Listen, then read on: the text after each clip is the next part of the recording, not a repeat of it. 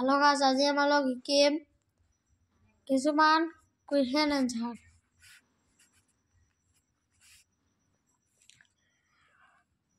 Class 4 পঢ়িবে পাঠ 11 page number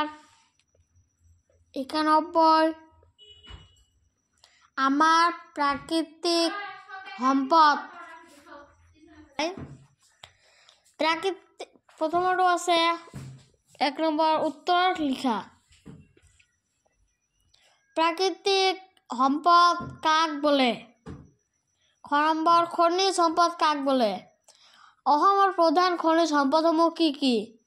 অসমক কিয় পানীয়া হনৰ ৰাজ্য বুলি কোৱা হয় জলজ সম্পদ কি অসমৰ তিনিবিধ কৃষিজাত সম্পদৰ নাম লিখা তিনিবিধ বনজ সম্পদৰ নাম লিখা এইকেইটা আলোচনা কৰি লও মই তোমালোকক কৈ দিম তোমালোকে কিতাপখিনিত বিচাৰিলে পাই যাবা প্ৰাকৃতিক সম্পদ কাক বোলে আমাৰ মানৱ পৃথিৱীখন বায়ু পানী মাটি খনিজ পদাৰ্থ অৰণ্য আৰু বন্যপ্ৰাণীৰে ভৰা সেয়েহে এইবোৰ প্ৰত্যেককে একোটা সম্পদ প্ৰকৃতিৰ পৰা পোৱাৰ বাবে এইবোৰক প্ৰাকৃতিক সম্পদ বুলি কোৱা হয় খনিজ সম্পদ কাক বোলে ভূগৰ্ভ খাৰুৱা তেল প্ৰাকৃতিক গেছ কয়লা চূণশিল আদি সম্পদসমূহকে খনিজাত বা খনিজ সম্পদ বোলা হয়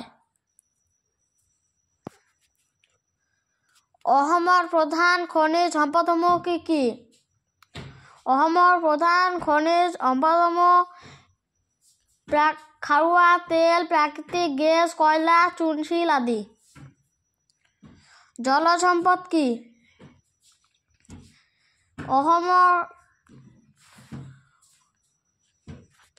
জলজ সম্পদ হল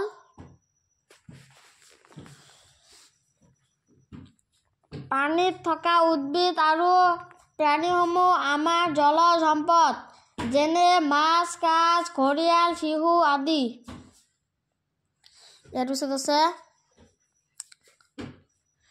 অসমক কিয় পানীয়া হনৰ ৰাজ্য বুলি কোৱা হয় অসমক কিয় পানীয়া হনৰ ৰাজ্য বুলি কোৱা হয় খাৰুৱা তেলৰ ক্ষেত্ৰত অসম ভাৰতৰ ভিতৰতে এখন চহকী ৰাজ্য সেয়েহে অসমক পানীয়া হনৰ ৰাজ্য বুলি কোৱা হয় ইয়াৰ পিছত আছে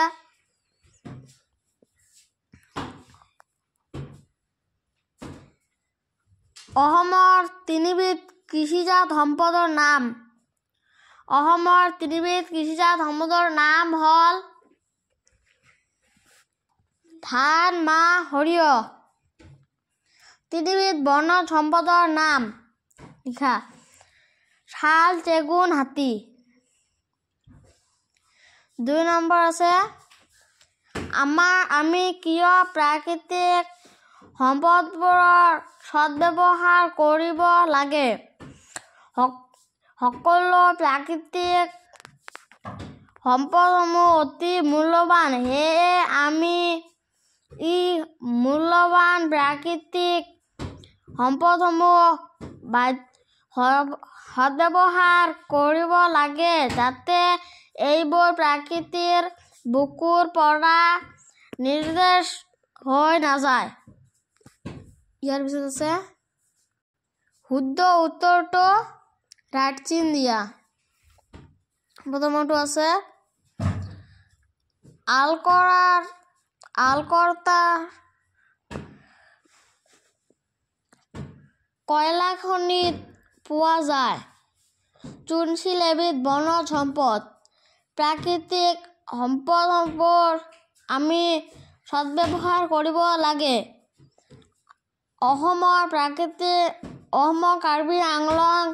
জিলাত খাৰুৱা তেল প্ৰচুৰ পৰিমাণে পোৱা যায় ভূগৰ্ভত পোৱা খাৰুৱা তেল পোনে পোনে ব্যৱহাৰৰ বাবে উপযোগী। এইকেইটাৰ কোনটো ৰাইট আৰু কোনটো কথা মই লিখি দিম। মই লিখি দিছোঁ, তোমালোকে এনেদৰে লিখিবা। খাৰুৱা কয়লা, খাৰুৱা তেল, গড় হাতী, ক অংশৰ লগত খ অংশ মিলোৱা। কয়লা, খাৰুৱা তেল, গড় হাতী, পানী থকা উদ্ভিদসমূহ, বনজ সম্পদ, জলজ সম্পদ, খনিজ সম্পদ, পনীয়া হন। এইকেইটা তোমালোকক মিলুৱাই দিওঁ মই। ক অংশৰ লগত খ অংশ মিলুৱাই দিছোঁ, তোমালোকে এনেদৰে কৰিবা। হ'ব।